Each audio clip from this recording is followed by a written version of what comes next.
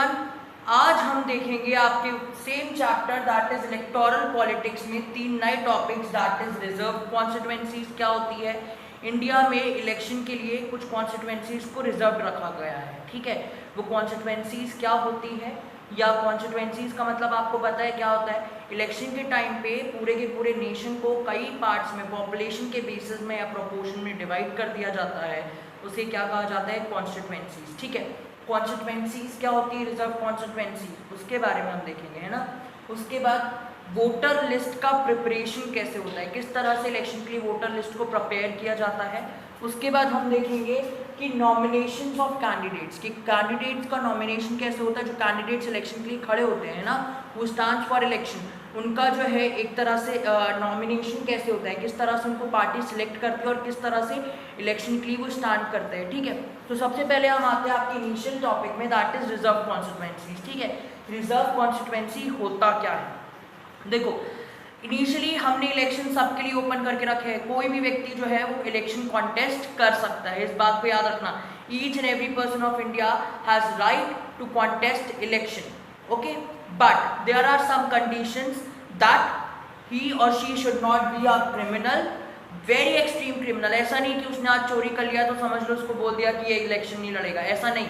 जो बहुत extreme criminals हैं, जिन्होंने मर्डर किए हैं, जिन्होंने देश को कहीं ना कहीं क्या किया है, देश के अगेंस्ट कुछ काम किया है, उन क्रिमिनल्स को क्या नहीं करने दिया जाता है, इलेक्शन लड़ने नहीं दिया जाता है। या जो मैनिएक है, जो मेंटली इल होते हैं, जिनका दिमाग जो रहता है वो सही नहीं रहता है, उनको क्या नहीं दिया जाता है, इलेक्शन कॉन्टेस्ट करने का मौका नहीं दिया जाता है।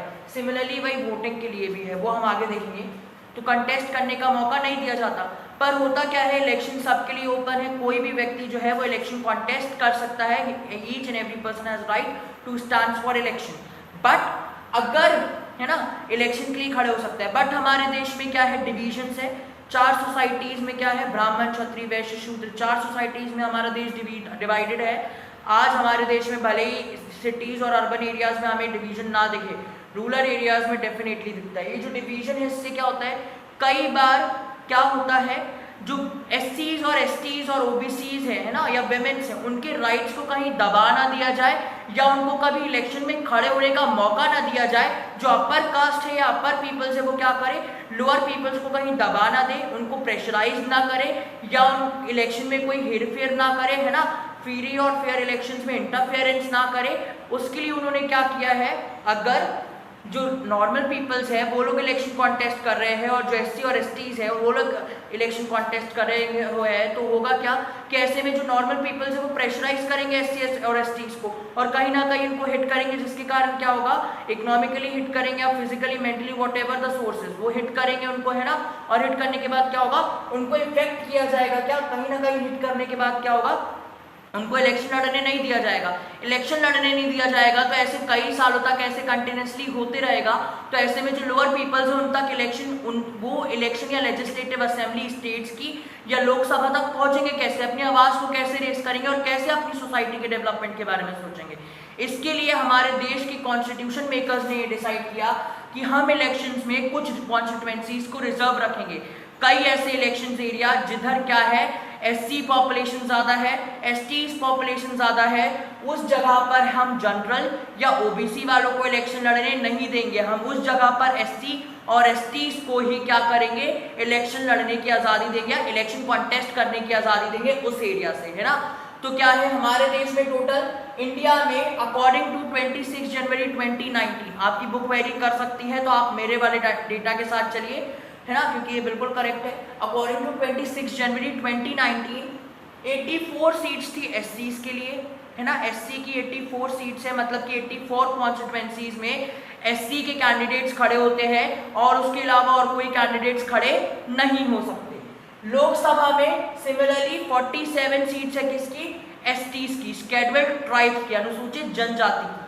तो 47 सीट्स मतलब कि 47 कॉन्स्टिट्यूएंसीज जहां क्या नहीं किया जा सकता है, एसटी, जहां जनरल या अदर कास्ट के लोग जो है वो इलेक्शन के लिए नहीं खड़े हो सकते। कौन खड़ा हो सकता है, सिर्फ एसटी कास्ट का जो पर्सन होगा वही उस कॉन्स्टिट्यूएंसी से इलेक्शन के लिए खड़ा होगा, ठीक है। तो just for the saviour of SC/STs और लोअर और डिप्राइव्ड सेक्शंस, हमारे देश के कॉन्स्टिट्यूशन ने या हमारे देश के कॉन्स्टिट्यूशन मेकर्स ने क्या किया है, रिजर्व्ड कॉन्स्टिट्यूएंसीज बनाई है। धीरे धीरे एक इमरजेंस और हुआ कि हमारे देश में वुमेन्स के लिए रिजर्वेशन की बात कही जाने लगी कि वुमेन्स को भी क्या देना चाहिए, उनके अधिकारों के लिए स्टैंड होने के लिए उनको क्या रिजर्वेशन देना चाहिए। रूरल और अर्बन एरिया में रिजर्वेशन है, पर सेंट्रल एरिया में रिजर्वेशन में अभी बहुत प्रॉब्लम जा रही है, बहुत सारे डिस्प्यूट्स हो जाते हैं कई बार, है ना। तो ये वाला जो है मैं थोड़ा श्योर नहीं हूँ कि ये पास हुआ है कि नहीं, बट हाँ डिस्प्यूट बहुत होते हैं वुमेन्स रिजर्वेशन को लेकर। तो कहीं ना कहीं जो वुमेन्स रिजर्वेशन है ये भी इसके लिए भी बोला जाता है कि वुमेन्स को रिजर्वेशन दिया जाए लोकसभा और क्या स्टेट असेंबलीज में, है ना। साथ ही साथ जो OBCs है, अदर बैकवर्ड क्लास, उनको भी क्या दिया जाने लगा है, रिजर्वेशन दिया जाने लगा है, ठीक है। कहाँ, इलेक्शन कॉन्टेस्ट करने के लिए रिजर्व कर दिया गया है उनके लिए कुछ सीट्स, ठीक है। एक बार हम बुक में देखते हैं, पेज नंबर आप आइए 41 में, देखिए पेज नंबर 41 में आपको ये मैप दिख रहा होगा, है ना। इस मैप में देखिए 543 सीट्स हमारे देश में, 543 सीट्स है टोटल। उस 543 सीट्स में से 84 SC के लिए सीट्स है, क्योंकि वो SC जो एरियाज है कॉन्स्टिट्यूएंसीज है रिजर्व्ड है SC के लिए। 47 STs के लिए कॉन्स्टिट्यूएंसीज रिजर्व्ड है कि वो इलेक्शन करके वहां से आएंगी, है ना। साथ ही साथ क्या, जनरल के लिए 412, जनरल के लिए 412 जो सीट्स है वो क्या है, रिजर्व्ड है, या सॉरी रिजर्व्ड नहीं, जनरल के लिए 412 सीट्स जो है वो दी गई है। अब एक बात और, ये जो 412 सीट्स है ना, ये जनरल वाली, इसमें ऐसा जरूरी नहीं है कि जनरल के लोग ही क्या होंगे, इलेक्शन कॉन्टेस्ट करेंगे। इसमें SC/STs भी इलेक्शन के लिए खड़े हो सकते हैं, पर जब बात आती है SC/STs की जो कॉन्स्टिट्यूएंसीज है, वहां सिर्फ और सिर्फ SC और STs के ही रिप्रेजेंटेटिव खड़े होंगे और कोई नहीं, ना तो जनरल का ना तो OBC का। इवन SC वाले एरियाज में ST का कोई व्यक्ति नहीं खड़ा हो सकता और ना ST वाले एरिया में SC का, ठीक है, समझ में आ रहा है। तो यहाँ आपका कौन सा वाला टॉपिक, रिजर्व कॉन्स्टिट्यूएंसी खत्म होता है। अब हम आते हैं आपके नेक्स्ट टॉपिक में कि वोटर लिस्ट क्या होती है। देखो, इलेक्शन के लिए हमें कुछ वोटर लिस्ट की प्रिपरेशन करनी पड़ती है। आप लोग देखते होंगे इलेक्शन के पहले कई बार आपके घरों में क्या गवर्नमेंट ऑफिशियल्स आते हैं जो क्या करते हैं, चेक करते हैं कि कौन कौन व्यक्ति जो है आपके घर से वोटर लिस्ट में इंक्लूडेड है, ठीक है। तो आप सबसे पहले देखेंगे कि वोटर लिस्ट होती क्या है। देखो, वोटर लिस्ट वो लिस्ट है जिसमें क्या किया जाता है, कौन कौन व्यक्ति, the name of the person is included in voter list who has right to give vote, जिनके पास अधिकार है वोट देने का। अब हमारे देश में किन किन के पास अधिकार है वोट देने का, देखो हमारे देश में हर व्यक्ति irrespective of caste, gender, creed, colour, education, जो भी व्यक्ति अटेन कर लेता है 18 ईयर्स या उससे ज्यादा की, ठीक है, उसके पास क्या है, वोट देने का अधिकार है, नंबर 1। अब ये जो वोटर लिस्ट है ना, गवर्नमेंट ऑफिशियल्स प्रिपेयर करते हैं, इस वोटर लिस्ट को इलेक्टोरल रोल भी कहा जाता है, ठीक है। इलेक्टोरल रोल मतलब कि जो वोटर्स हैं उनके क्या क्या रोल है, किस तरह से वो इलेक्शन देंगे, क्या पोलिंग बूथ होगा, उनकी फोटोज लगी रहती है, उनके नाम लिखे रहते हैं, ठीक है। तो वोटर लिस्ट में, अब वोटर लिस्ट में किन किन के नाम होंगे हम ये देख रहे थे। जिनकी एज 18 ईयर्स होगी या उससे ज्यादा होगी वो क्या होंगे, वोटर लिस्ट में इंक्लूड होंगे, नंबर 1। जो साथ ही साथ एवरीवन, सबके पास अधिकार है वोट देने का। नंबर 3, किन किन के पास वोटर राइट्स नहीं है, वोटिंग राइट्स नहीं है। क्रिमिनल्स बताया मैंने, जो कैंडिडेट्स के लिए वैसे ही वोटर्स के लिए भी, जो क्या करते हैं, जिन्होंने किसी का मर्डर वगैरह कर दिया है या समझ लो बहुत ज्यादा एक्सट्रीम वे में बहुत ऑफेंसिव काम किया है, देशद्रोह का कोई काम किया है, तो उनको वोट देने का अधिकार नहीं है।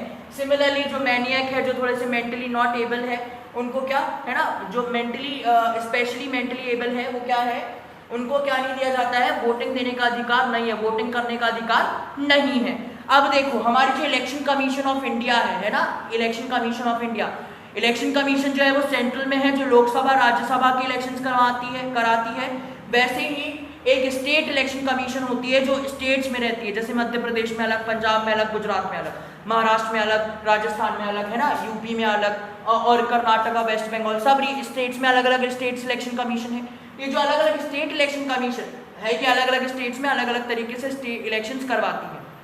होता क्या है, जो इलेक्शन कमीशन है इसने एक बहुत मेजर डिसीजन लिया। वो डिसीजन ये था कि अब हम क्या करेंगे, epic election photo identity card, जिसे हम नॉर्मल लैंग्वेज में कहते हैं क्या, वोटिंग, वो है ना, जिसको क्या कहते हैं हम, वोटर आईडी, है ना, जिसको हम नॉर्मल लैंग्वेज में क्या कहते हैं, वोटर आईडी। एपिक का फॉर्मेशन की बात कही और एपिक बनाया गया, बट क्या है, कई लोगों के बने हमारे देश में एपिक मतलब वोटर आईडी और कई लोगों के नहीं बने। तो एपिक का फुल फॉर्म क्या है? इलेक्शन फोटो आइडेंटिटी कार्ड, जिसको हमारे देश में बनाया गया है। हमारे देश में जो वोटर्स हैं उनको ये कार्ड दिए जाते हैं कि वो जाके क्या करें, वोट दे जब वोटिंग का टाइम आता है। हर 5 साल में एक बात और याद रखिएगा, ये जो वोटर लिस्ट रहती है ना वो हर साल 5 साल में क्या होती है, रिन्यूड होती है। जैसे समझ लो 2014 में इलेक्शंस हुए, तो 2014 में 5 साल का पूरा टेन्योर खत्म हुआ। अब 2014 के बाद 19 में फिर से इलेक्शन हुए। 2019 में इलेक्शन के पहले क्या होता है, अलग अलग स्टेट्स में अलग अलग जगहों पर गवर्नमेंट ऑफिशियल्स क्या करते हैं, लोकल लेवल पर, स्टेट लेवल पर, सेंट्रल लेवल पर क्या करते हैं, सर्वे करते हैं, इलेक्टोरल रोल लेके जाते हैं, वोटर लिस्ट लेके जाते हैं और देखते हैं कौन कौन व्यक्ति जो है अभी जीवित है और कौन कौन डेथ हो चुकी है, कौन कौन किसी और स्टेट्स में माइग्रेट कर दिया है। तो ये सब क्या करा जाता है, वोटर लिस्ट को रिन्यूड किया जाता है हर 5 साल में, जिससे क्या हो, एग्जैक्ट वोटर्स की काउंटिंग हमें पता चल जाए, है ना, कि कितने वोटर्स हैं हमारे देश में। समझ में आ रहा है? आफ्टर ऑल हम अल्टीमेटली क्या करते हैं, परसेंटेज निकालते हैं कि यार इस साल देश में वोटर्स ने इतने प्रतिशत वोट दिए गए, इतने प्रतिशत वोटर्स ने भाग लिया या पार्टिसिपेट किया, है ना। तो वो परसेंटेज वोटर लिस्ट के अकॉर्डिंग ही निकाली जाती है। तो हर 5 साल में वोटर लिस्ट भी रिन्यूड होती है, जैसे सरकार रिन्यूड हो जाती है, ठीक है। तो इलेक्शन फोटो आइडेंटिटी कार्ड, इसका क्या काम रहता है, जब वोटिंग देने जाए वोटर्स, तो वो क्या करते हैं, अपने साथ आइडेंटिटी कार्ड लेके जाते हैं और वो क्या करते हैं, लेके जाते हैं जो ऑफिशियल्स रहते हैं, जो पोल में बैठे रहते हैं, पोलिंग में, है ना, बूथ में, उनको क्या दिया जाता है, ये वोटर आईडी दिखाया जाता है और उसके बाद वो हमें क्या, इलेक्शन देने, वोट देने का अधिकार या वोट देने के लिए आगे बढ़ाते हैं। अब ये जो है एपिक, वो मैंडेटरी नहीं है, जरूरी नहीं, अगर आपके पास ये नहीं है वोटर आईडी कार्ड, तो आप क्या कर सकते हो, ड्राइविंग लाइसेंस लेके जा सकते हो, या आप क्या कर सकते हो, अपना कोई भी आईडी प्रूफ, आज के टाइम पे आधार कार्ड लेके जा सकते हो, है ना। या अगर मैं बात करूँ ड्राइविंग लाइसेंस, आधार कार्ड या राशन कार्ड, आप ऐसा कुछ भी लेके जा सकते हो जिसमें आपकी आइडेंटिटी हो। हाँ, कोई आपके प्राइवेट जॉब का कार्ड नहीं चाहिए, सिर्फ गवर्नमेंट जो ऑफिशियल कार्ड होंगे वो कार्ड दिखाकर आप क्या कर सकते हो, वो, हाँ, इनकम टैक्स का जो कार्ड होता है ना आपका, जो पैन कार्ड वगैरह, उसको भी दिखाकर आप क्या कर सकते हो, वोट दे सकते हो। ये जो एपिक है ना, इसमें क्या होता है, इसमें फोटो लगी रहती है। क्या रीजन है इसमें फोटो लगाने का? कई बार ऐसा होता था कि जो वोटर्स रहते थे वो क्या करते थे, या जो पार्टीज रहती थी, पॉलिटिकल पार्टीज, मैंने बोला था डर्टी पॉलिटिक्स करते हैं। कई बार एक व्यक्ति, है ना, जो व्यक्ति वोट देने नहीं जा रहा होगा, या कई बार ऐसा होता है कि बहुत सारी मिस्टेक्स हो जाती है वोटर लिस्ट में कई बार बहुत सारी मिस्टेक्स हो जाती है। अब समझ लो एक व्यक्ति की डेथ हो गई, इलेक्शन के बीच में ही हुई, उसके पहले सर्वे हो चुका था, तो अब उस व्यक्ति के बदले वो मरा हुआ व्यक्ति तो नहीं जा सकता, जो डेड बॉडी है वो इलेक्शन देने, वोटिंग देने नहीं जाएगी। तो क्या करते थे लोग, जब तक एपिक नहीं बना था या कोई भी ऐसे कार्ड नहीं बना था जिसमें फोटो ना हो, तो क्या करते थे कि किसी और, आप क्या करते थे, किसी और के नाम से किसी और व्यक्ति को भेज दिया जाता था। समझ लो यहाँ कोई राम है, राम की डेथ हो गई है इलेक्शन के पहले, इलेक्शन के बीच में, है ना, मतलब कि इलेक्शन सर्वे के बाद और इलेक्शन के पहले डेथ हो गई है, ठीक है। तो ये जो राम है, इस राम को क्या किया जाएगा, राम के बदले, इसकी डेथ हो गई है तो गया ऊपर, अब इसके बदले कोई पॉलिटिकल पार्टी का मेंबर क्या कर सकता है, वोट डाल सकता है। समझ लो इस पॉलिटिकल पार्टी का नाम है एक्स और इस पॉलिटिकल पार्टी के मेंबर का नाम है राहुल। तो ये जो राहुल है ये क्या करेगा, राम के बदले क्या करेगा, वोट डालेगा। तो ऐसे में क्या होता है, कई बार राहुल जो है वो बोल सकता है हाँ मैं ही राम हूं, क्योंकि फोटो तो लगी नहीं है और ऑफिशियल फोटो भी नहीं देख रहे हैं, जब तक एपिक नहीं था, पहले की बता रहा हूं मैं, अभी ऐसा नहीं होता है, जब तक फोटो नहीं, है ना, फोटो भी नहीं लगी। तो ऐसे में क्या होता था, वोटिंग में बहुत ज्यादा क्या की जाती थी, गैम्बलिंग की जाती थी, जिसके कारण एपिक का इंट्रोडक्शन किया गया था, इलेक्शन फोटो आइडेंटिटी कार्ड, जिसे हम नॉर्मल लैंग्वेज में वोटर आईडी कार्ड कहते हैं। ठीक है, इतना क्लियर हुआ, ठीक है। अब आते हैं कि नॉमिनेशन ऑफ कैंडिडेट्स, कौन कौन व्यक्ति जो है वो इलेक्शन के लिए स्टैंड कर सकता है, who has right to stand in election. Number 1, जो व्यक्ति, जैसा कि अपार्ट फ्रॉम दैट, अनलाइकली कि हमारे देश में वोटर्स की एज 18 है, जो राइट्स वोटर्स के पास है वो वोट दे सकते हैं, ठीक है। उनको कोई ज़रूरी नहीं है कि क्या बोलते हैं, उनको कोई एजुकेशनल क्वालिफिकेशन हो या कुछ भी हो। सिमिलरली किसी भी कास्ट, किसी भी जेंडर का, किसी भी एजुकेशनल क्वालिफिकेशन का व्यक्ति जो है वो वो क्या कर सकता है, इलेक्शन कॉन्टेस्ट कर सकता है। बट 2 कंडीशंस क्या होगी, कौन कौन इलेक्शन कॉन्टेस्ट नहीं कर सकता, एक क्रिमिनल और दूसरा मैनियक, मतलब कि मेंटली इल पर्सन क्या नहीं कर सकता है, इलेक्शन कॉन्टेस्ट नहीं कर सकता। बट जिनकी एज 25 ईयर्स है वो इलेक्शन कॉन्टेस्ट कर सकते हैं। 18 साल के लोगों को इलेक्शन लड़ने की आज़ादी नहीं है, वो नॉमिनेशन में फॉर्म नहीं भर सकते, सिर्फ 25 ईयर्स के अबव। कहीं जगहों पर 25 ईयर्स के अबव और कुछ जगहों पर 35, जैसे प्राइम मिनिस्टर, प्रेसिडेंट, ठीक है। तो ये समझ में आ रहा है, 25 अबव। एक्सट्रीम क्रिमिनल्स को क्या नहीं है, अलाउड नहीं है इलेक्शन के कॉन्टेस्ट, इलेक्शन लड़ने का या कॉन्टेस्ट करने का। पार्टीज क्या करती है, देखो आप समझ लो, बीजेपी की बात करता हूँ, अच्छा सॉरी मैं बात करता हूँ एबीसी पार्टी की, है ना, एबीसी पार्टी की। अब जो एबीसी पार्टी है, उस एबीसी पार्टी ने क्या किया, किसी एक व्यक्ति को सिलेक्ट किया कि इसको हम इस बार क्या करेंगे, समझो, देखा कि जो व्यक्ति है, समझ लो राहुल जो है एबीसी पार्टी से बहुत फेमस है। अब जो एबीसी पार्टी से जो राहुल फेमस है, उस राहुल को क्या किया जाएगा, क्योंकि वो फेमस है तो उसको ज्यादा से ज्यादा वोट्स मिलेंगे। ज्यादा से ज्यादा वोट्स मिलने के कारण क्या किया जाता है, ज्यादा से ज्यादा वोट्स मिलने के कारण उसको पार्टी ने नॉमिनेट किया कि इस बार के इलेक्शन में कौन खड़ा होगा, राहुल खड़ा होगा। राहुल इलेक्शन में खड़ा हुआ और वो क्या हुआ, इलेक्शन में पार्टी ने उसको सिलेक्ट कर लिया। ये जो पार्टी जो इलेक्शन की सिलेक्ट करती है ना, उसे कहा जाता है पार्टी टिकट। पार्टी जो है वो बोलती है हमारा जो कैंडिडेट है वो राहुल है। अब जो राहुल होगा वो क्या करेगा, नॉमिनेशन फॉर्म भरेगा, सिक्योरिटी डिपॉजिट भरेगा। सिक्योरिटी डिपॉजिट क्या होता है, ये मेरा मेन कंसर्न है और आपके चैप्टर का भी या इस टॉपिक का। सिक्योरिटी डिपॉजिट का मतलब है कि जमानत दी जाती है। सिक्योरिटी डिपॉजिट इसलिए भरा जाता है ताकि जो बहुत सारे, समझ लो अगर एक सिक्योरिटी डिपॉजिट फिक्स नहीं किया जाएगा ना, तो होगा क्या कि ऐसे कई सारे लोग जो जिनके पास पैसे नहीं भी है ना, पैसे इन द सेंस कि जो बेसिक बहुत ज्यादा नहीं रखा गया है, 25,000 लोकसभा में, 10,000 स्टेट लेजिस्लेटिव असेंबली में, ठीक है। और अगर मैं बात करूं एससी और एसटीज का जो है वो 5,000 है और 5,000 है और 7,000 है रिस्पेक्टिवली, है ना। एससी का जो 7,000 है और एसटी का है जो 5,000 है। क्या ये सिक्योरिटी डिपॉजिट, ये सिक्योरिटी डिपॉजिट इसलिए भरवाती है क्या, जो मैं बात करता हूँ इलेक्शन कमीशन ऑफ इंडिया या स्टेट लेजिस्लेटिव इलेक्शन कमीशन, इसलिए सिक्योरिटी डिपॉजिट फिल करवाती है ताकि अगर व्यक्ति को एक स्पेसिफिक, मतलब कि एक मार्जिन 10% ऑफ वोट अगर नहीं मिलते हैं तो उसका ये जो सिक्योरिटी डिपॉजिट है ना, इसको जब्त कर लिया जाएगा। जैसे आप लोग नॉर्मल हिंदी में सुनते होंगे जमानत जब्त कर ली गई। जमानत जब्त का मतलब है कि इस व्यक्ति को 10% के वोट्स भी नहीं मिले। तो कई बार लोग वोट में वो इलेक्शन में खड़े होने के पहले ये भी सोचते हैं कि क्या मैं इतना फेमस हूं कि मुझे उतने वोट्स मिल जाएंगे, ठीक है, समझ में आया। तो जमानत जब्त हो जाती है अगर आप सिक्योरिटी डिपॉजिट की बात करो, ठीक है। तो सिक्योरिटी डिपॉजिट अब क्या होता है, आप इलेक्शन के लिए पैसे दे, इलेक्शन में खड़े होने के लिए कुछ अमाउंट ऑफ मनी क्या करते हो, डिपॉजिट करते हो इलेक्शन कमीशन ऑफ इंडिया के पास, state election commission of India के पास या national election commission of India के पास।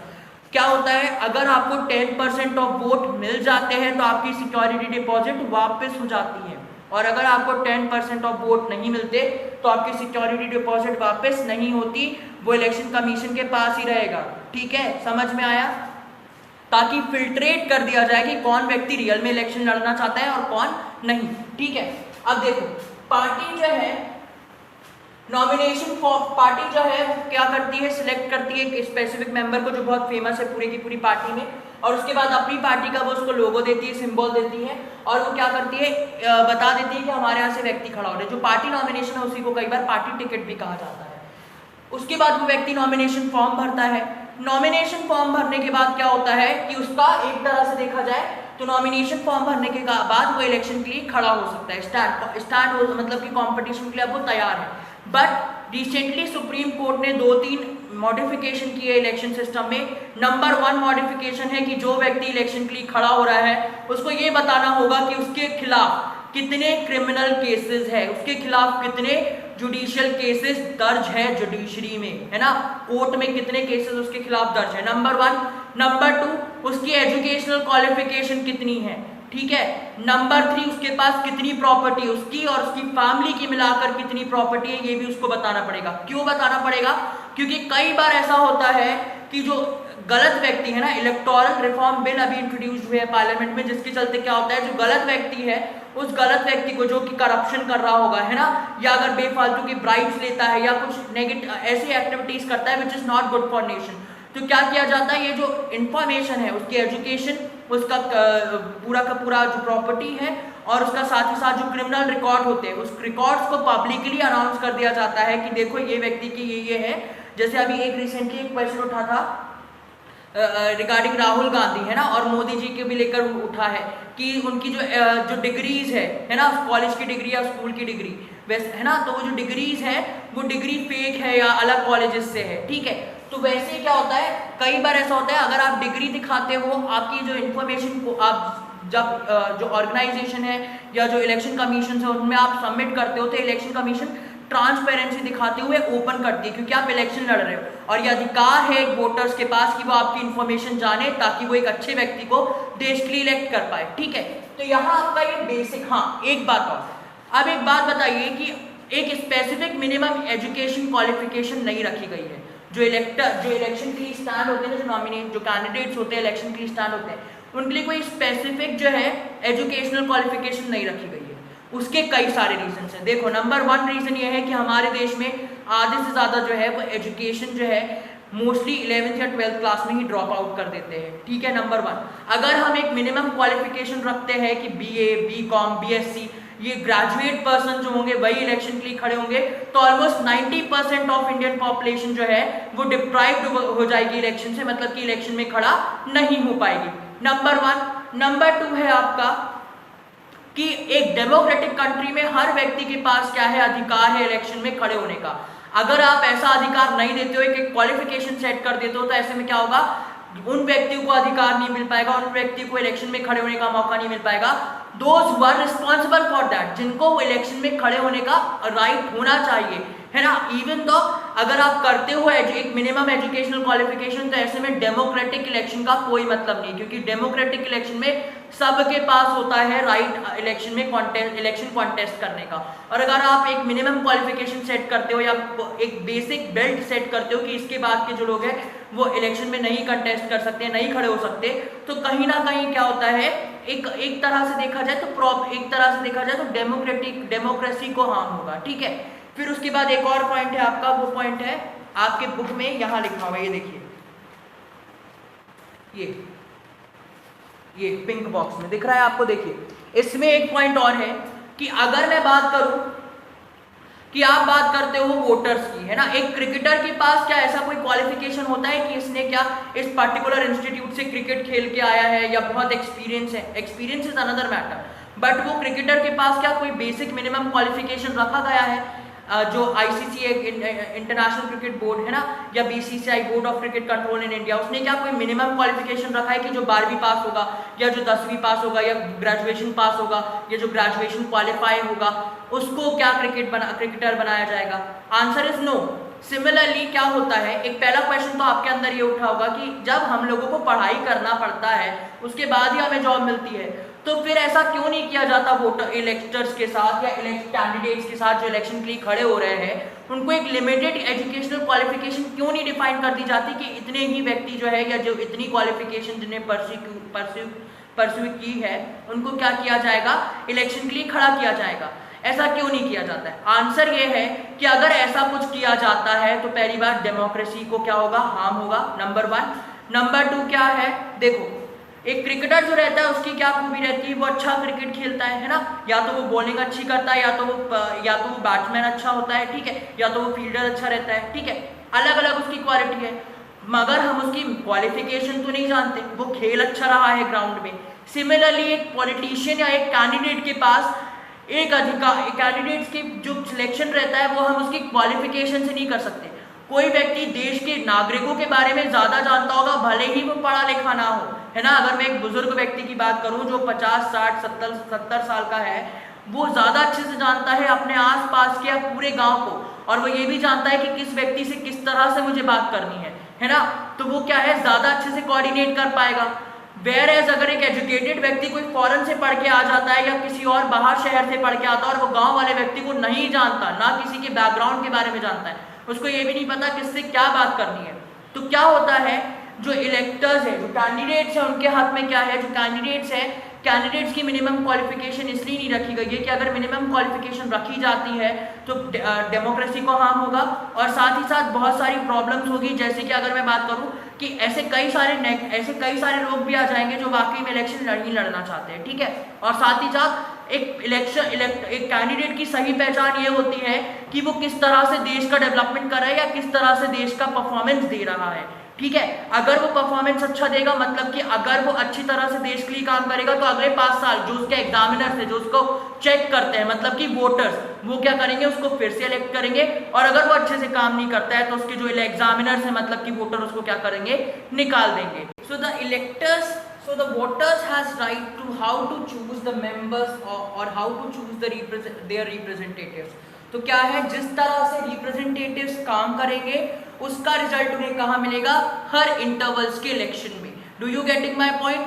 अगर कोई व्यक्ति अनएजुकेटेड हो चाहे एजुकेटेड है, इट डजेंट मैटर, बट अगर वो देश के लिए बहुत अच्छा डेवलपमेंट कर रहा है, अच्छी पॉलिसीज बना रहा है और नेशन डेवलपमेंट की बात कर रहा है, या कहीं ना कहीं नेशंस के हर एक एस्पेक्ट के या डेवलपमेंट सेक्टर्स को टच कर रहा है, तो क्या होगा, ultimately after the 5 years of intervals of election, क्या होगा, वोटर्स क्या करेंगे, उसी रिप्रेजेंटेटिव को वापस सिलेक्ट करेंगे जिनको इन्होंने पहले इलेक्ट किया था। क्यों? क्योंकि उसने वो काम किया। और अगर वो व्यक्ति काम नहीं करता है तो क्या होगा, उसे हटा दिया जाएगा। समझ में आया? तो आप इस चैप्टर के प्रॉपर नोट्स बनाइए और मुझे आप व्हाट्सएप करिए, और ये जो आपका ये पूरा का पूरा टॉपिक है, इस मेजर 3 टॉपिक्स यही खत्म होते हैं। Till then bye.